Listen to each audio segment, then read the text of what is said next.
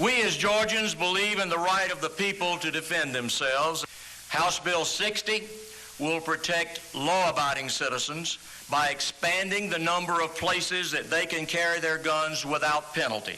Today, I will put into law a gun bill that heralds self-defense, personal liberties, and public safety. Public safety indeed. Georgia Governor Nathan Deal's comments as he signed the law critics call the most extreme gun bill in America. Sound familiar? In fact, they sound a lot like the NRA chief Wayne LaPierre's infamous good guys with guns argument. And that's pretty much the mantra for gun rights advocates in Georgia today as the state's Guns Everywhere, Safe Carry Protection Act goes into effect. As we covered repeatedly on this program, we know how successful good guys with guns have been.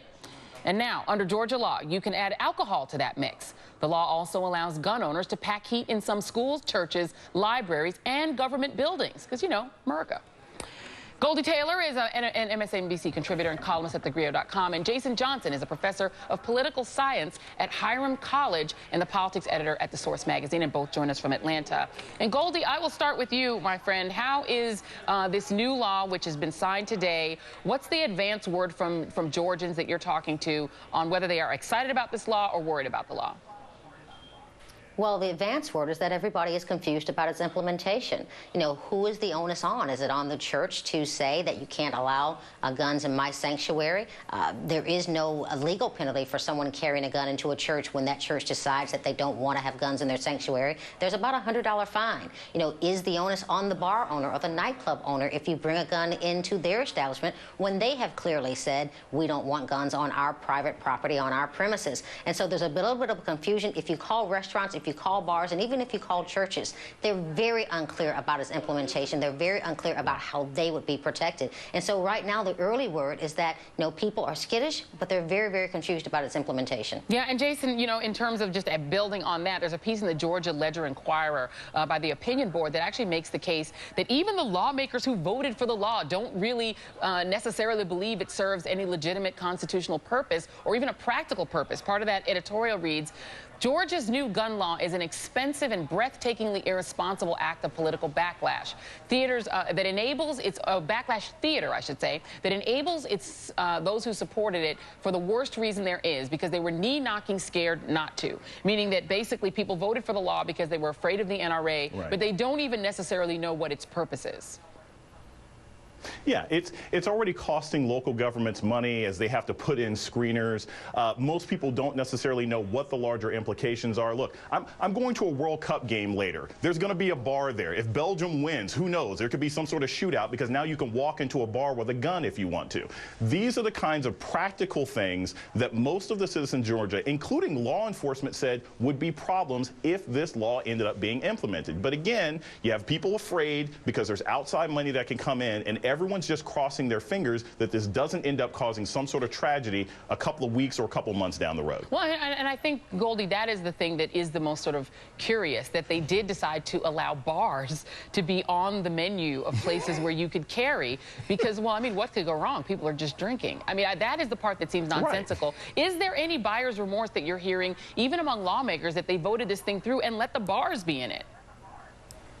You know, I think the most unfortunate part about this is the notion that you're going to mix liquor with guns.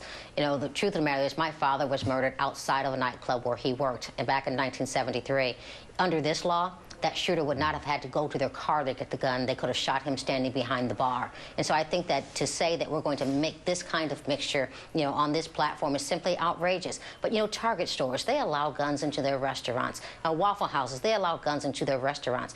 I frankly don't want to shop a place. I don't want to attend church and praise God in a place. I don't want to go to a bar or a nightclub. I don't want to go into a school. I don't even want to go into a public library where guns are permitted. What about my liberty not to be around someone else's gun? And so I think that this law is extremism at its worst. And it wasn't necessarily the NRA that pushed this. It was Georgia Carry. It was, you know, the gun runners of Georgia who really pushed this legislation. But Republicans didn't do it by themselves. If you look across the aisle, you'll find that there were some Democrats who came from swing areas of the state and some of them from not so swing areas of the state who also voted in favor of this legislation. Jason Carter, who is running for governor against this current governor deal, also voted in favor of expanding, the right to carry in all of these public places. Yeah, and Jason, this isn't benign. I mean, we're not talking about a state that's got a benign number of gun deaths. I mean, Center for American Progress crunched the numbers and found that from 2001 to 2010, more than twice as many people were killed by gun violence in Georgia than were killed in Iraq and Afghanistan in those wars. So this is a state that's got a bit of a problem. And if you look at the South overall, the Gun Policy Center has done that and found that southern and western states that have fewer gun restrictions have higher gun death rates. It's not rocket science to figure out that more guns mean more gun deaths. But is there any voice on the other side in Georgia? It does seem like the state is essentially opening the doors because it's also a stand-your-ground state, right? Right. Well, the problem is the voices that we should be hearing, Goldie is correct, they should be coming from congressional candidates. They should be coming from gubernatorial candidates. But it's the silly season, and they're all concerned about getting elected. They're all concerned about swing voters. They're all concerned about the gun lobby in this particular state. And so regular people's legitimate day-to-day concerns are being ignored in favor of what seems to be politically expedient right now. And this is one thing that I think is really important when you think about sort of consequences electorally and for regular people's lives. One of the rule stipulations is that you can come within 150 feet of a voting place as long as you tell one of the voting monitors that you happen to have a gun with you.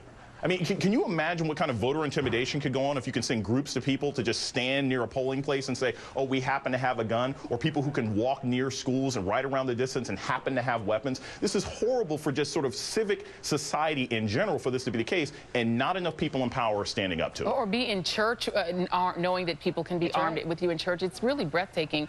Goldie, has there been any backlash among business owners? You mentioned that business owners aren't clear whether they can even have the right to say, no, I don't want you with your gun in my bar. Has there been any outcry from business owners or from church leaders about the law? Business owners have been on record against this. No churches came together to say that they did want it. But I'll tell you who else is against it. Law enforcement fought against this. The TSA fought against this. There were pastors here in Atlanta, the same pastor who formed Moral Monday, who fought against this. And so it really did not seem to matter to this Georgia legislature when they passed House Bill 60 what the people really said. If you poll this state, you're going to find that the vast majority of Georgians do not want this law, but it is signed into law because we had a group of lobbyists with a lot of money and a lot of power under our gold dome who got it pushed through. Whether the consequences of this will be tragic really remains to be seen, but I'm not one of those people who believes that more guns means more safety. Yeah, it'll be interesting to see how tourism responds to this now that Georgia is basically a guns everywhere state. Goldie Taylor, Jason Johnson, thank you both for being here.